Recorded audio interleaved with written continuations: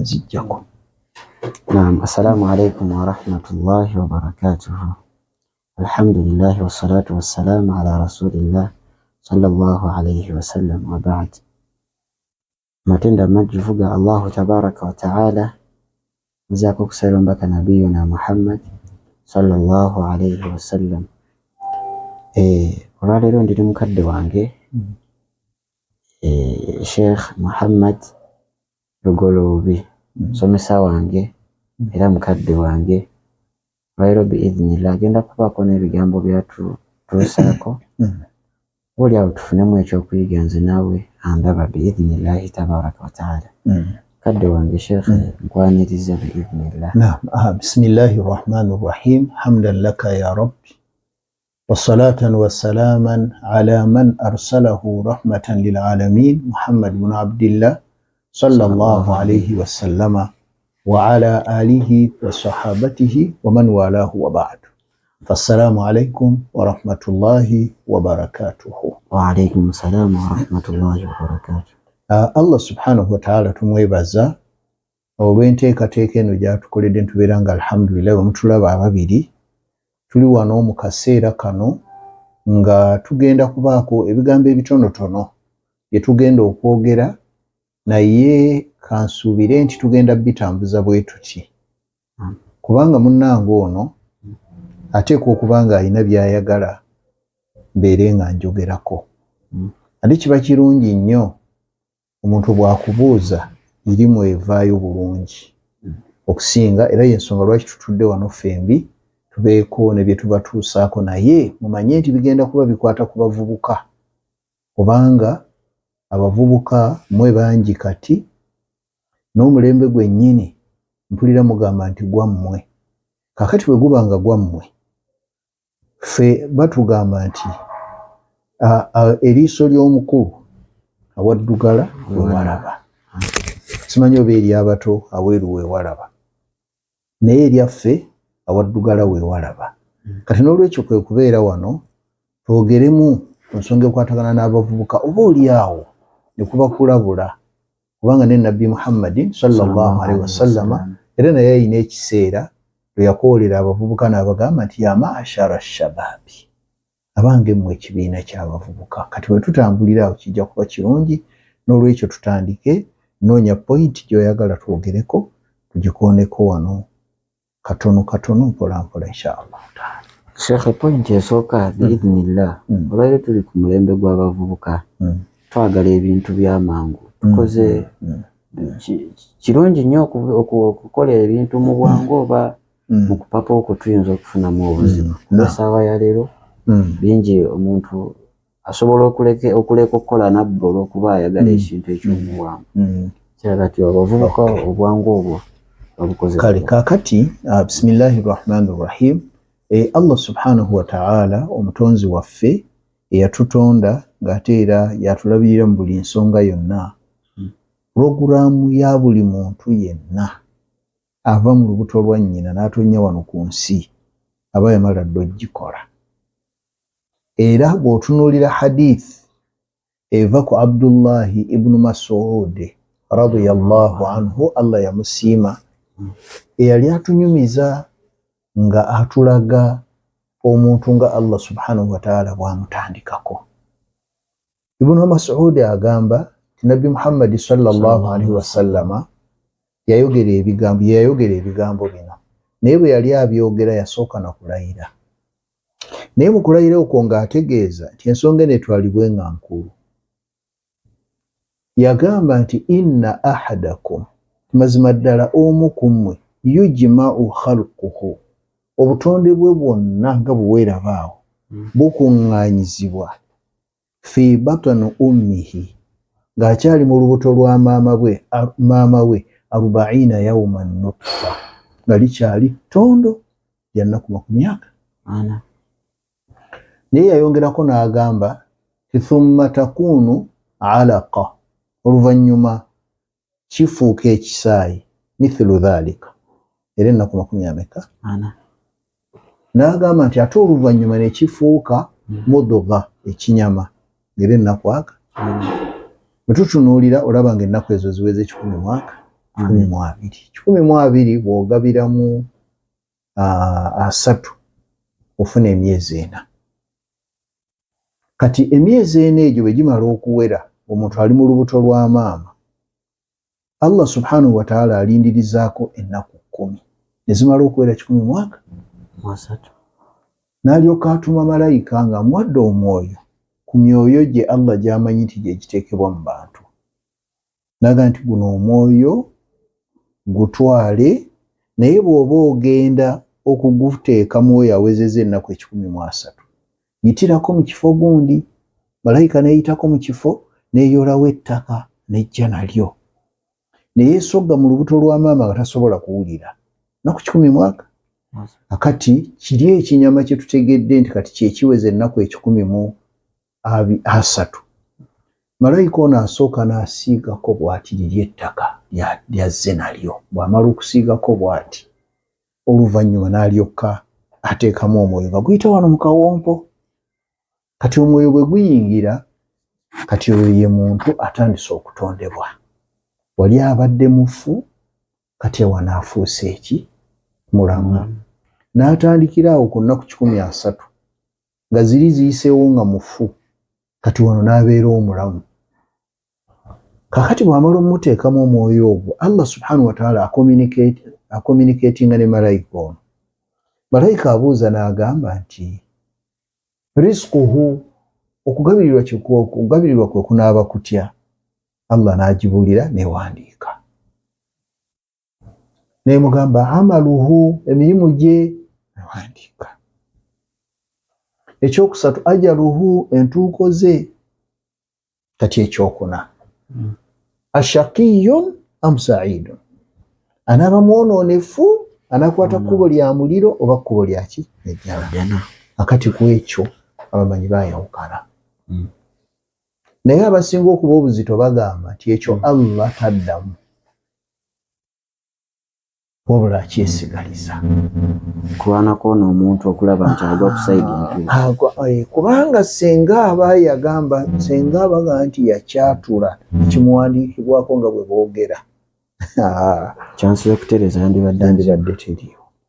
Naye nabbi yayongera n'alayira, walladhi nafsi Muhammad biyadihi, ndayiro yawaniridde omwoyo gwa Muhammadi mu mukono gwe, inna ahdakum, mazima ddala omu ku mmwe, la ya'mal bi'amali ahli nnaari, ayinza okuba nga akolerera muliro, fayasbiqu alayhi alkitab, ekyo Allah ye kye yeemanyidde, so si kye baawandiikawo, naye ye kye yeemanyidde ne kimukulembera, faya'mal bi'amali ahli aljanna, nakola emirimu gy'abantu b'omu jjana, fayadkhuluha, n'agiyingira. Era n'agamba nti era ndayira Allah waniridde omwoyo gwange mu mukono gwe nti era mazima ddala omu ku mmwe ayinza okusooka n'akolerera jjana, naye awo hatta yakunu bainahu wa bainaha dhira'a, nga kitundu butundu bwe kiti ekibulayo okutuuka ku okuyingira ejjana. Fayasbiqu alayhi alkitab, ekyo Allah kyamanyi ne kikola ki? Ne kimukulembera, fayadkhuluha fay'amal bi'amali ahli nnaari fayadkhuluha, n'akola emirimu gy'abantu b'omu muliro n'aguyingira. Kati nabbi be yali anyumiza sallallahu alaihi wasallama ne bagamba nti ya Rasulallah, ebyokukola tubiveeko, ebyokukola tubiveeko. Nabbi n'abagamba nti nedda, era kye yabagamba kye njagala abavubuka bategeere. Nabbi bwe yali ayogera yagamba nti obwato bufa magoba. Obwato bufa ki? Kitegeeza nti emirimu gyonna gy'okola gikole, naye emmalirize eno gy'oba weegendereza. Nyweza nnyo emmalirize eno, naye ate oba togimanyi kubanga gw'okola bukozi. Akati okutuusa lwe yabagamba nti omuntu asobola okukola n'akola najja yeeyagalamu n'abantu, naye kati kyenkoze kimala, nange nteekwa okuba nnyina wentuuse, kumba okufa kukola ki? Kuli awo n'atandika okwonoona. Kati Allah wali nabbi kye yali ategeeza ti ekiseera kyonna bw'otereera, tereera omulundi gumu, togamba nti nkoze nnyo nkoleredde nnyo ejjana kati ne bwendazaamu oyinza okulaaza n'okola ebikyamu n'oyingira n'oyingira mu muliro. Era ekigambo bwe yali akyogera yagamba nti innama al a'maalu bil khawatim, emirimu gyonna gibalirwa eno kuwa ku nkomerero. Kati enkomerero eno tulina okuginoonya ennyo ng'abavubuka, naye abavubuka abasinga obungi ate basooka kupepeya. Bapepeya ne bapepeya, naye apepeya omanyi ajaluyo yaddi amanyi. Kakati tandikira mu buvubuka ng'ojja okola, kubanga onoogenda okutuuka eno mu bukadde ng'omaze okunywera nga buli kintu kyonna okiteeka mu nkola. Bwe tulaba Nabbi Muhammad sallallahu alaihi wasallam era bwe yagamba nti abaana tubalagire okusaala ng'awezezza emyaka 7, abeerenga ebintu byonna wali okutuuka okumukalamu okusituka, abeerenga asobola okukola ki? Asobola okukola. Kati n'olwekyo abavubuka mbagamba nti ekiseera kyammwe naye ate mwefubeeko nnyo, kubanga n'ebibuzaabuza bingi ebibatwaliriza ate mu kiseera eky'okubeera nti wandibadde oyiga. Ekiseera ky'okuyiga abavubuka kati bakizannyiddemu, kati agenda okutuuka awo nga talina kyonna kyagenda kukola olw'okubanga bino ebiseera ebyasooka yabyonoona. Waliwo omusajja bali bamuyita Hajjaj ibn Yusuf Athaqafi, ate gwe oteekwa okuba wamusomako. Yali musajja kaswiru nga mumpi, naye nga Katonda yamuwa amatanta. Simanyi oba ne Katonda amatanta agagaba, naye omusajja yali wa matanta. Kati amatanta ge yayina najja abeera nga buli abeerawo olw'amatanta ge afuna obukulembeze. Kati lumu yafuna obukulembeze olw'okuba ye yakolerangawo. Lumu ajja n'asanga omusajja ng'alina ebintu byakola ne byewuunyisa Hajjaaji.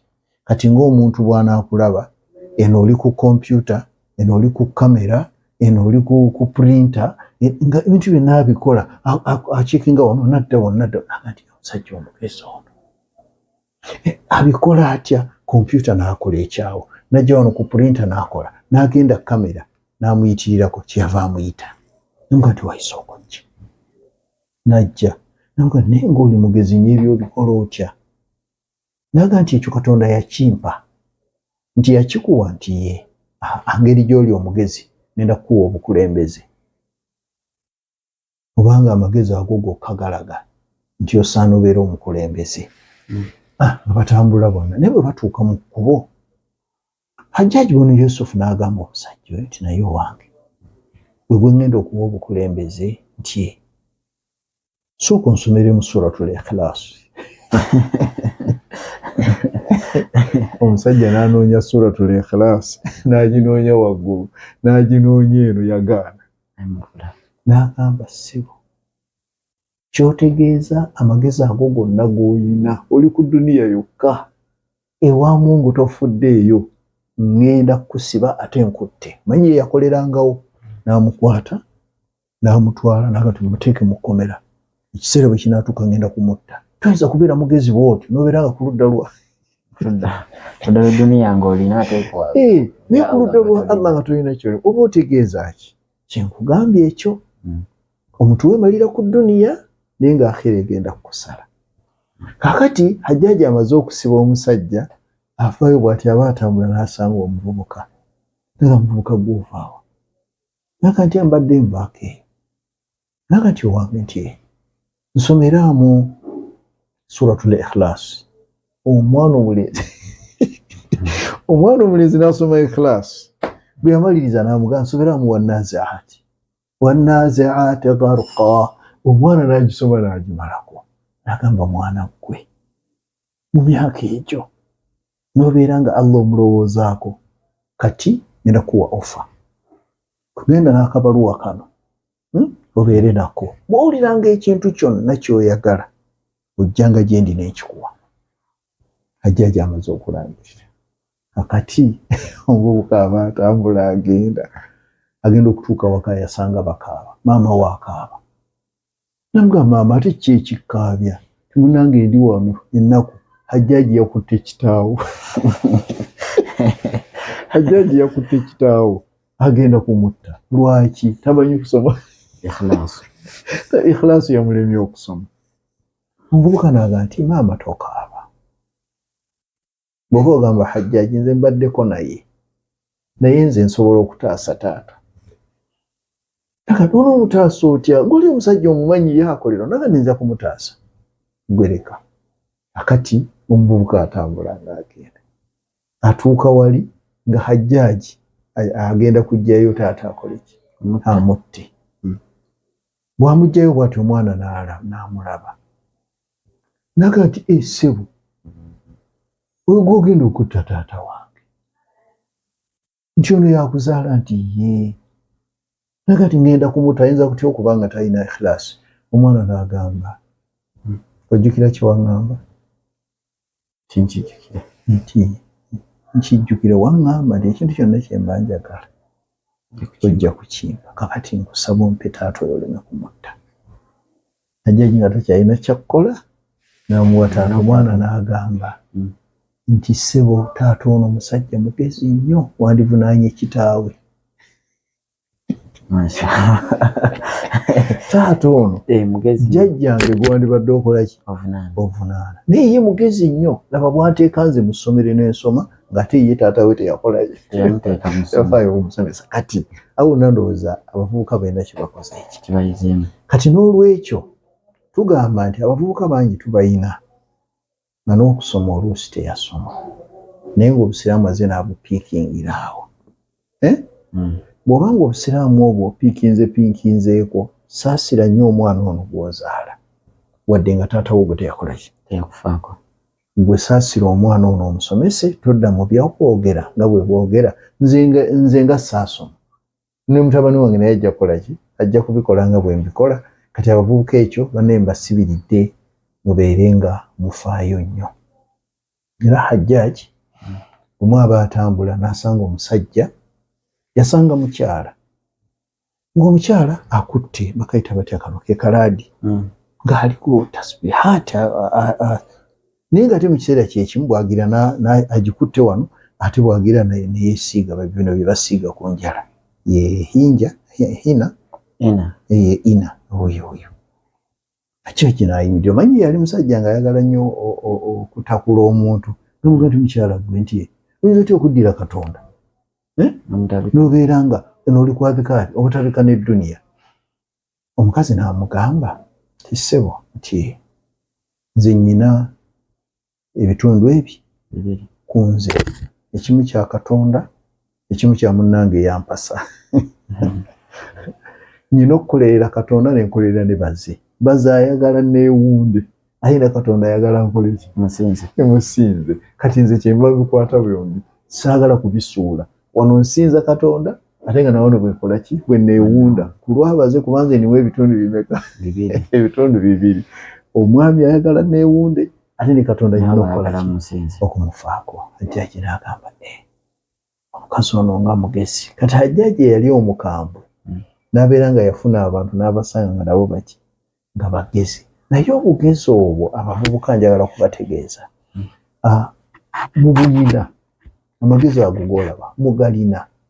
Naye tegajja kukuyamba gabana abanaakuvaamu tolina ky'obakoledde. Abantu balina amagezi njagala okukutegeeza. Abantu batandikawo emirimu kati wadde okimanyi? Ne bw'aba nga teyasoma. Naye totandikawo mulimu n'oweesigama ku ekyo n'oga nti nze nga bwe ntunda engoye. N'omwana naye ne bw'atasoma ajja kutunda ngoye. Nedda. Katonda alina programs za njawulo. Ng'oyinza okutunda engoye n'obeera successful, omwana n'adooba. Kakati tweyagale omulembe gwa tekinologi, omuntu akwata kompyuta ng'eno n'azannyira okwo n'afuna ssente. Naye ono akuvuddemu ogenda mumukola otya? Amagezi Katonda aba agakuwadde nga ggwe. Naye gayinza okuba nga teteyagawaani nga ye yeetaaga gali amasome. Ebyo byonna tubitunuulire tuleme kubeera nga tubeera bwe tutyo. Wabarakallahu fiikum. Wabarakallahu fiikum. Sheikh, ekibuuzo ekirala ku nsonga y'abavubuka ng'ovudde ku ky'okupapa nsaba otubulireko okukugondi bulungi bw'okusoma kuba abavubuka bangi essaawa ya leero tuli mu mbeera egamba nti abaasoma batusinga ki olw'okuba Allah alina byamuwaddeko ebitono mu butono bwabyo n'abuuza nti abaasoma batusinga ki okusoma kuno eri omuvubuka kulimu birungi ki gyali ekisooka okusoma omuntu bw'asoma nze kyemmanyi ekisookera ddala talina waatajja ojja obirabe ne bweguba mukolo omuntu asomye tasobola kutuula mu ngatto naye omuntu nga teyasoma ajja n'atandika okwekukutiriza awali engatto waaba atula lwaki kubanga tasomye Nabbi Muhammad sallallahu alaihi wasallam yalaga nti ekigambo eri mu kikulu omusajja omu mu mirembe gy'owekitiibwa Muhammad sallallahu alaihi wasallam yali afuluma mu muzikiti yali Nabbi Muhammad sallallahu alaihi wasallam yali afuluma bw'ati mu muzikiti n'asisinkana n'omusajja ng'ayingira n'amugamba nti owaayo ogenda wa n'agamba nti ngenda kusaala n'amugamba nti ogenda kusaala nti kyo naye ki ekikuganye n'agamba nti omusajja oli eyeebase wali yaŋŋaanya okuyingira okusaala n'agamba nti oli yakuganye nti gwani n'agamba nti ze nno kankubuulire oli ogolaba eyeebase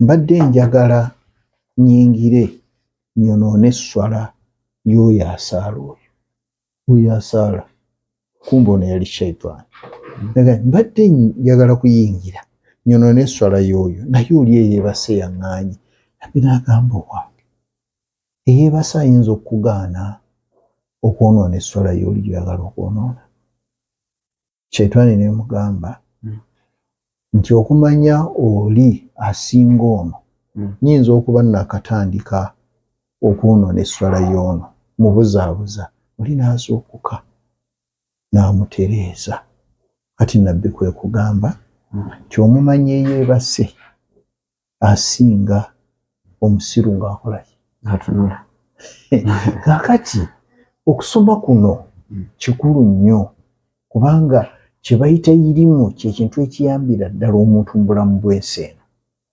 era omuntu bw'aba tasomye n'obusiraamu bwennyini nga bw'obulaba bwe tubutambuza ababutambuliza ku butasoma ndowooza balaba gye babulaza n'okulaba ng'oli amala googera bamuwabula luvannyuma nga yakoze dda ensobi kati abavubuka nze entanda gye mbasibirira tunyiikire nnyo okusoma omulembe gwammwe naye omulembe ogwammwe nammwe mugulaba katwebuuze wano mu nsi muno okyalina woolaga nga tolina bbaluwa ne bakuwa omulimu era abantu bonna tulaba nti beenyigira ne mu kufoojinga ebbaluwa waakiri abeere n'ekibaluwa era agende bamuwa omulimu wadde nga birimu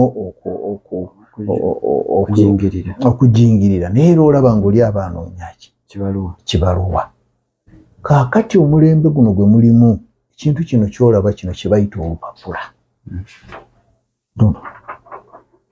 oba kye bayita bwino kyekiramula wano mu dduniya yonna tolina woolaga ne bw'oba ng'ogenda kugula kintu olupapula era balwagala kituufu zisente bw'ogenda okunoonya omulimu baagala ki kipapula bw'ogenda okuvuga emmotoka bakuwa ki kipapula n'ebirala yongerezaako kati abavubuka tuve mu mbeera y'okugamba nti sijja kusoma kubanga omaliriza nga togenda kugasa bantu n'olwekyo okusoma mu kunyiikirire waakiri beera n'ebbaluwa yo osobola n'ogikubako enfuufu n'ovaayo n'ofuna omulimu okusinga okugamba nti sijja kusoma olw'okubanga ne bakadde bange tebansomesa tekigenda kuyamba n'akatono omulembe gwammwe gujjudde okusoma era nga omuntu yenna aba tasomye ogenda kukosebwa kola ekintu kimu kyokka wejjeeko obutamanya ng'ogenda osome wadde ng'okusoma kuba kukalubye naye kufoosinge olwaliro olaba n'abavubuka abamu abanyiikidde ng'asobola n'okubeera ng'akola ng'ataakola ki asoma. Abantu abakulu omuntu abeera atya mu myaka 80 n'agamba nti kanzireyo mu P7 tomunabawulirako nadda mu P7 n'atuula ekyomusanvu n'asoma emyaka 4 nagiye 2 n'ayingira emyaka gye 86 naye ng'alina ki n'ekibaluwa kye. avubuka kye mbasibiridde nonyenye ebbaluwa mubeere nazo. Sekana kano nsaba katugattireko. Alhamdulillah ekijjambye okusoma oluzungu tunyiikidde era abazadde batutaddemu akasente naye seeka ku bya akhira bikwatagana n'ebyaddiini ng'abazadde banafu. Kika abazadde bo oyinza kubakubiriza kino abavubuka abasuubira ofuna family kuba ebyeduniya alhamdulillah one master gye ziri mu drawer babirina naye osanga omuvubuka omukulu afiiriddwa ate azewa Sheikh Muhammad Seeka nsaba nkulembereko ku salatu janaza naye ng'ebbaluwa ziri ez'oluzungu azirina akati ensi eno tugirimu nga tulina okusambisa amagulu abiri. Okugulu kuno nga Katonda bwe yatuwa kkono n'eddyo okugulu kwoteekwa okusooka okukakasa kwe kugulu okwa ddyo eyo gye bayita eddiini era ffe ng'abasomesezza ku bayizi Lukasha okimanyi omuntu singa asooka n'asoma eddiini nga tomutaddeemu kino kirala kyonna n'atuukako watuuse mu P7 n'akomawo bw'ati anone esacula abeera mulungi nnyo kubanga ebintu byonna byolaba ebiri mu nsi byonna bisimbuka mu ddiini. Gwe tolaba mu Busiraamu tugamba nti omuzadde alina okukolera omwana we ebintu ebi bina. Ekisooka okumutuuma erinnya eddungi, ekyokubiri okumusalira aqiiqa, ekyokusatu oyo nno mulenzi okumusomesa. Naye wali mu ddiini tugamba nti okumuyigiriza kalimatu la ilaha illallah. Naye la ilaha illallah oba oli musawo wamu otakula mu byenda by'abantu oteekwa okubeera n'omusingi ng'olina la ilaha illallah. Kasiteeni emala okunywera buli kyokola kyonna ogenda kukikolera ku bulambulukufu. Kati n'olwekyo eddiini tugitwale nga nkulu. Edda baakolanga bwe bati bakadde baffe baakola ensobi naye oluusi baali tebamanyi nga baddira omwana omulalu batwala mutaafiizi kakati ate Obusiraamu bwo bukontana n'ekyo kubanga bakakensa mu ddiini yaffe bagamba nti irimu bwegwa ku ttaka eritali ggimu tegasa. Ettaka eggimu kyeki empisa. Kakati gwe oddira omwana ng'ali stable n'otwala mu ddiini era eddiini oba ogenda kugyonoona kubanga irimu egenda kutonnya ku ttaka eritali ggimu ereme kugasa. Naye tukwate abaana tubatwale mu ddiini nga tulonzeemu kugamba nti ono mulalu ono si mulalu, basome eddiini era ffenna tuli wano naye eddiini ye yasookanga mu maka nga mutuula awo ne muzeeyi nga mumaze okusaala n'abayigiriza akaali ez'enjawulo. Naye olwaleero bino ebyokusaala ne bafubutuka abaana abamu bafubutusi mu nju n'ebyokugenda okusaala tebabiriiko olw'okuba obudde bubaddusa tebigenda kuyamba n'akatono. Tuve ku by'obudde budduka abaana tubateeke ku musingi gw'eddiini era ekisingidde ddala okuleeta obwononefu mu Uganda wano kanjogere ku Uganda gye mmanyi abantu eddiini okuba nti bagiteekako ku mabbali. Abantu be tuyina tebeefiirayo era buli kiseera abasajja abakulu bagamba bannange abantu tebalina ddiini. Omuntu okuva eri n'atema abantu nga tebalina kibakoze kibamukoze. Kakati abaana tubazeeyo tubasomesa eddiini, abazadde tetugayaala abaana asoma eddiini olwo omusingi tujja kuba tugufunye ogw'okutwala bukimu mu maaso. Toyinza kubeera ng'olina eddiini mu paaliyamenti n'okubiramu eŋŋuumi kisoboka. Ebyo byonna eddiini yeegaanye. Toyinza kubeera ng'olina eddiini ssente ez'ekitongole zonna n'ozikolaki n'ozitwala. Eddiini eba yakubulirira dda nti bw'olyazaamanya ssente z'ekitongole oba olyazaamaanyizza abantu bonna kuba ekitongole ekyo kigasa abantu bonna.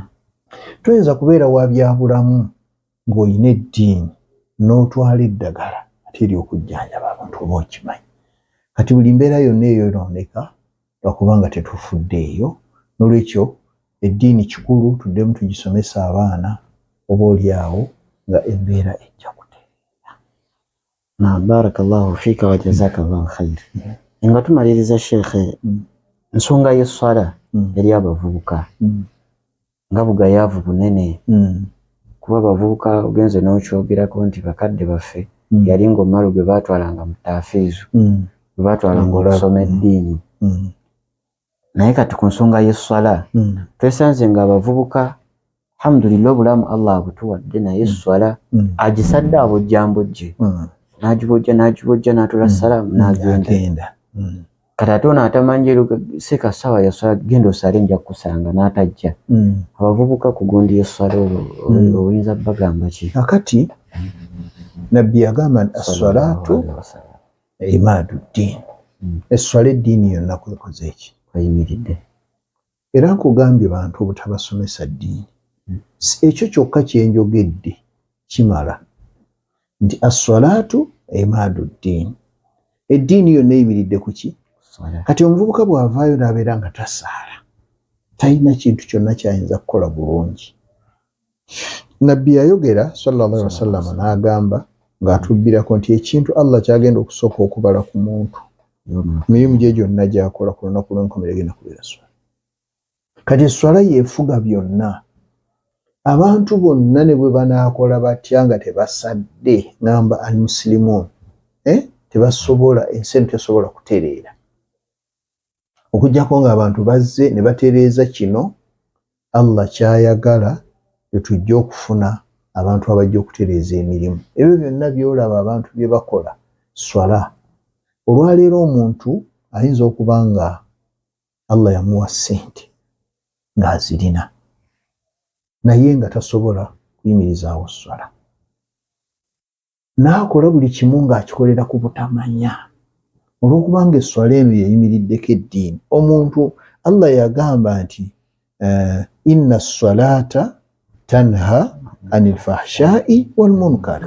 Esswala eyo gye mulaba oli bw'aba agisadde bulungi emuziyiza okukola eby'obuwemu n'ebikyamu. Ekitegeeza esswala gye tulina okutereeza okwewala ebintu ebirala byonna. Bw'olabanga ensonga yonna mu nsinga egaanye, abantu be baba bakendezezza okusaala. Okusaala kwokka Katonda si okusaasira kwe, ebyandibadde bijja byonna n'abisiba olw'okubanga abantu bano bakola ki? Basaala. Ekikulu ennyo wano bateeka ekyenyi wansi ne bamuvunnamira Allah.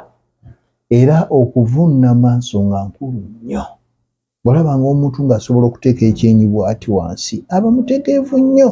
Naye omutawaana gwe tuyina abantu bateeka ebyenyi wansi ng'ateekawo obuteesi nga tamanyi kyakkola. Esswala gy'olaba eyo buli lunaku bwe tuba tugenza okusaala gwe weetegerezanga ku muzikiti wabeerawo emiteeko egi egy'abantu.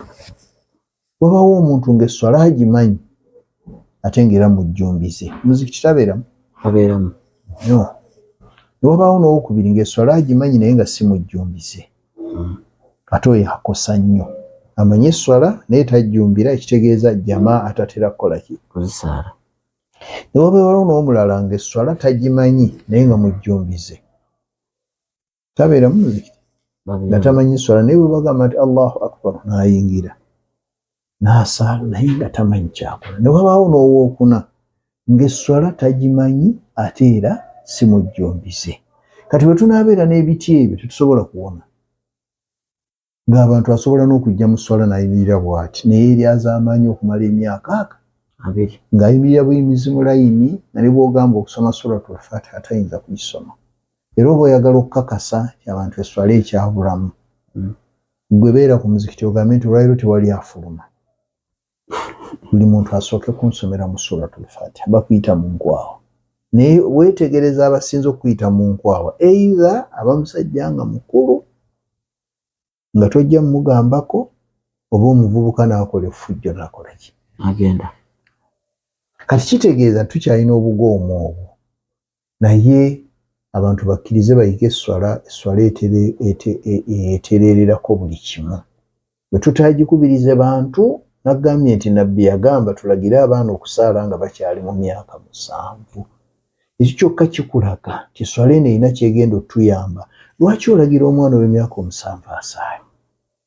Ate tomulagira nga tamanyi, omulagira nga wamusomesa dda era esswala agimanyi. Kitegeeza esswala kyekitandikirwako myaka 3 ng'omwana atandika okumanyiira esswala. Abantu bwe basaala babeera balungi nnyo, abantu bwe batasaala babeera babi nnyo. Barakallahu fika wa jazakallahu khair. Olw'embeera y'obudde inshallah nsaba ensonga zo nnyingi era bingi mukadde waffe byandibadde atunnyonnyola oba oliawo nsaba tukomaawo inshallah. Mu mbeera ejja mu maaso awo biidhnillah inshallah tugenda kuba ne mukadde waffe mu byafaayo okuva ku nabiyullahi Adamu alayhi salam paka ku nabiyullahi Muhammad sallallahu alayhi wasallam. Batutambula ffenna Muttaqina Islamic Media mukadde wange inshallah abali ku programu eyo tujja kuba tubiraba bulungi. Naye mukadde wange ono musomesa wange mmanyiko ebitono byayagala ekitabo n'ekkalaamu birina okubeera mu ngalo okusobola okufunamu ebyokuyiga. Nabwe kityo nyaniriza ne bakadde baffe baganda bange abali eyo nga mwe temumanyi kusoma. Tulina Muttaqina online school somesa abaana ddiini online, essala, hadithi, salatul janaza. Nandibadde mbibuuza mukadde wange ku nsonga ezo z'abavubuka naye olw'embeera y'obudde tuyinza obutasobola. Nabwe kityo tubaaniriza ne mukadde wange yennyini alina ekitongole kitwala abantu mu hijja ne umra kiyitibwa Qamar General Services Limited. Inshallah tutwala abantu mu umra mujje tujja kubatambuza bulungi ne muhajji n'ebintu ebirala byonna biidhnillahi tabaraka wa taala. Wa sallallahu ala sayyidina Muhammad wa ala alihi wa sahbihi wa sallim walhamdulillahi rabbil alamin. Assalamu alaikum wa rahmatullahi wa barakatuh. Wa alaikum assalam wa rahmatullahi